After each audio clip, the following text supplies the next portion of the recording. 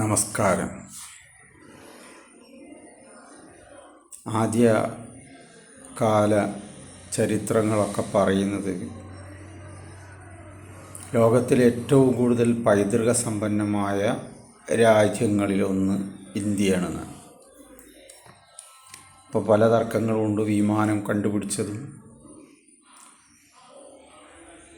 കണക്കുകൾ, ആദ്യകാല അക്ഷരങ്ങൾ, അക്കങ്ങൾ ഇവയെല്ലാം കണ്ടുപിടിച്ചത് യൂറോപ്യന്മാരാണ് എന്ന പ്രചരണവും അത് പറയുന്നവർ സംഖ്യയാവുന്ന ഒരു കാലയളവിലൂടെയാണ് നമ്മൾ കടന്നു പോകുന്നത്. സത്യസന്ധമായ ഗ്രന്ഥ വിചാരണയിലൂടെയൊക്കെയാണ് പലരും പല അഭിപ്രായങ്ങളും പറയുന്നത്. അതുകൊണ്ട് തന്നെ പുഷ്പക വിമാനം മിത്തല്ല, സത്യമാണ് എന്നും നമ്മുടെ ജീവിതത്തിലെ ഏറ്റവും പ്രധാനപ്പെട്ട പലതും ആദ്യകാലങ്ങളിലുണ്ടായിരുന്നു. അതിൽ മികച്ചതൊന്നും കണ്ടെത്താൻ നമുക്ക് കഴിഞ്ഞിട്ടില്ല എന്നതുമാണ്. കാരണം ആദ്യകാലങ്ങളിലെ ചത്തൊടുങ്ങിയ ദിനോസറുകളെല്ലാം തന്നെ അതിശക്തവാന്മാരായിരുന്നു. അതിലെ പച്ചക്കറി തിന്നുന്നവരും സസ്യബുക്കുകളും അതുപോലെ തന്നെ മാംസബുക്കുകളുമായ ജീവജാലങ്ങളായിരുന്നു ഇവിടെ ഉണ്ടായിരുന്നില്ല. അവയിൽ പറക്കുന്നവയും ഇഴഞ്ഞു നീങ്ങുന്നവയും ഉണ്ടായിരുന്നു. അപ്പോൾ അതിൻ്റെ ഇടയിലുണ്ടായിരുന്ന ജീവജാലങ്ങളിൽ മനുഷ്യനുണ്ടായിരുന്നു. മനുഷ്യനും ഏതാണ്ട് അതേ വലിപ്പത്തിലും അതേ ശക്തിയിലും ഉണ്ടായിരുന്നു എന്നാണ് ഞാൻ മനസ്സിലാക്കുന്നത്. അതെൻ്റെ അഭിപ്രായമാണ്. അപ്പോൾ നമ്മൾ മനസ്സിലാക്കേണ്ട ഒരു കാര്യം, മനുഷ്യൻ എന്ന് പറയുന്ന ഈ കാലഘട്ടങ്ങളിൽ ജീവിക്കുന്ന ആളുകൾ വെറും മായാലോകത്താണെന്നുള്ളത്. യാഥാർത്ഥ്യ ലോകത്ത് ജീവിച്ചിരുന്ന ഒരു വിഭാഗം ജനതയെ മറന്നുകൊണ്ടാണ് ഈ മായാലോകത്ത് ജീവിക്കുന്ന നമ്മൾ അവയെ കുറ്റപ്പെടുത്തുന്നത്. അതുകൊണ്ട് ഭൂമിയിലുണ്ടായതും ഇനി ഉണ്ടാകാനുള്ളതും എന്ന് പറയാനില്ല. ഭൂമി ഒരു പ്രാവശ്യം ഉണ്ടായതെല്ലാം തന്നെ വീണ്ടും രൂപപ്പെടുക. അപ്പോൾ കാഫ്ക പറഞ്ഞ പോലെ കായാന്തരപ്പെട്ട് വരികയാണ്, രൂപാന്തരം പ്രാപിച്ചു വരിക. അവിടെ കണക്ക് പ്രകാരം ഭൂമിയിൽ ഒന്നും നശിക്കുന്നില്ല എന്നതാണ്, ആവർത്തനമാണ്, ഒന്നും തീരുന്നില്ല. അപ്പോൾ മനുഷ്യനും അങ്ങനെ തന്നെ ഒരു ശരീരത്തിൽ നിന്ന് ആത്മാവ് മറ്റൊരു ശരീരത്തിലേക്ക് പോകുന്നു. അങ്ങനെ വരുമ്പോൾ കോടാനുകോടി ജീവജാലങ്ങളുള്ള ഈ ഭൂമിയിൽ അമീബ മുതൽ ഇപ്പം നമ്മൾ അഹങ്കരിക്കുന്ന മനുഷ്യൻ വരെയുള്ള എല്ലാവരും ഒന്നിനൊന്ന് കുപ്പായങ്ങളിട്ട് മാറി മാറി വന്നവരാണെന്ന് മനസ്സിലാക്കണം. അപ്പം ഇന്ന് ഞാൻ പരിചയപ്പെടുത്താൻ പോകുന്ന പുസ്തകം എഴുത്താളരും ശലഭവരകളുമാണ്. എഴുത്താളരും ശലഭവരകളും. ഇത് എഡിറ്റ് ചെയ്തിരിക്കുന്നത് ആശ അഭിലാഷ് മാത്ര.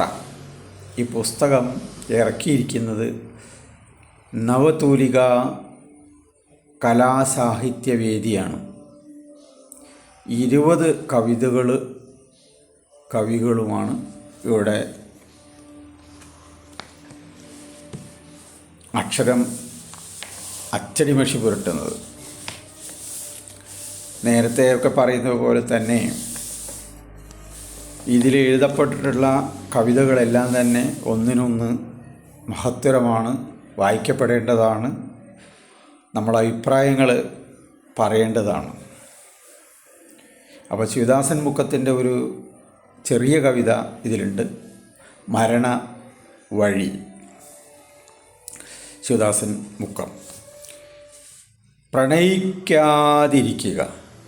പ്രണയിക്കാൻ വർഷങ്ങൾ വേണം മനുഷ്യന് പ്രണയിക്കാൻ വർഷങ്ങൾ വേണം. ജീവിക്കാൻ വേണ്ടി ഒരു നിമിഷവും ബാക്കിയില്ല. സംശയമുള്ള മനസ്സിൽ ജനിക്കുന്ന കുഞ്ഞ് പുഴുക്കുത്തായി തലച്ചോറിലേറി മനോനില തെറ്റി മയക്കുമരുന്നിനടിമയായി രാത്രിയിൽ സ്വപ്നത്തിൽ മാനഹാനിയും പൊതു അവഹേളനവും വേട്ടയാടി സംശയമുള്ള മനസ്സിൽ ജനിക്കുന്ന കുഞ്ഞു പുഴുക്കുത്തായി തലച്ചോറിലേറി മനോനില തെറ്റി മയക്കുമരുന്നിനടിമയായി രാത്രിയിൽ സ്വപ്നത്തിൽ മാനഹാനിയും പൊതു അവഹേളനവും വേട്ടയാടി മഴവും സർജറി ബ്ലേഡും പെട്രോളും മരണവഴികളിൽ ഗവേഷണം നടത്തി മഴവും സർജറി ബ്ലേഡും പെട്രോളും മരണവഴിയിൽ ഗവേഷണം നടത്തി ശവസംസ്കാര വഴികളിൽ തികവു തേടി ശവസംസ്കാര വഴികളിൽ മികവു തേടി ഭാര്യയുടെ നാഭി തകർത്ത് കുഞ്ഞിനെ തീർത്ത് വിലാപം ശവസംസ്കാര വഴികളിൽ തികവു തേടി ഭാര്യയുടെ നാഭി തകർത്ത് കുഞ്ഞിനെ തീർത്ത് വിലാപം. സംശയമുള്ള മനസ്സിൽ നന്മയുള്ള ജീവിതമുണ്ടാകില്ല. നിങ്ങളിൽ സംശയം വരുമ്പോൾ സ്വയം പിരിയുക. നിങ്ങളിൽ സംശയം ഉയരുമ്പോൾ സ്വയം പിരിയുക. തിരിച്ചറിവുകളിൽ തിരികെ വരിക. നല്ല സന്ദേശം സമൂഹത്തിന് സമ്മാനിക്കുക. തിരിച്ചറിവുകളിൽ തിരികെ വരിക. നല്ല സന്ദേശം സമൂഹത്തിന് സമ്മാനിക്കുക. അപ്പോൾ മരണവഴി എന്ന ഈ കവിത സമീപ കാലഘട്ടങ്ങളിലെ കൗമാരക്കാരുടെ ഇടയിലുണ്ടായിരിക്കുന്ന പ്രശ്നങ്ങളാണ്. അതായത് യുവത തീർത്തും സംശയങ്ങൾ അടിമപ്പെട്ടിരിക്കുന്നു. ഭക്ഷണത്തിൻ്റെ മികവ് കുറവ് കൊണ്ടെന്തോ അറിയില്ല, ഒരു കുടുംബത്തിൻ്റെ സത്യസന്ധമായ വളർച്ചയ്ക്ക് ഏറ്റവും അഭികാമ്യമായ കാര്യം നമ്മൾ പറയുന്ന പോലെയല്ല. മനസ്സാണ് സെക്സ് നിശ്ചയിക്കുന്നത്, പ്രണയം നിശ്ചയിക്കുന്നതെല്ലാം. അതുപോലെ തന്നെ മനസ്സിൽ ഒരു സംശയമില്ലാണ്ട് ജീവിക്കാൻ കഴിയുക എന്നുള്ളതാണ് ഒരു സമൂഹത്തിന് നമ്മൾ കൊടുക്കേണ്ട ഏറ്റവും വലിയ സന്ദേശം. പരസ്പര തർക്കങ്ങളും വിഷമങ്ങളൊക്കെ ഉണ്ടെങ്കിലും നമ്മൾ എന്ത് ചെയ്യണം? സംശയമില്ലാത്തവരായി ജീവിക്കാൻ കഴിയാം. അപ്പോൾ ശരീരവും മനസ്സും ഒന്നിക്കും. നമസ്കാരം. നന്നായി ചിത്രീകരിച്ചിട്ടുണ്ട് ഈ കവിത.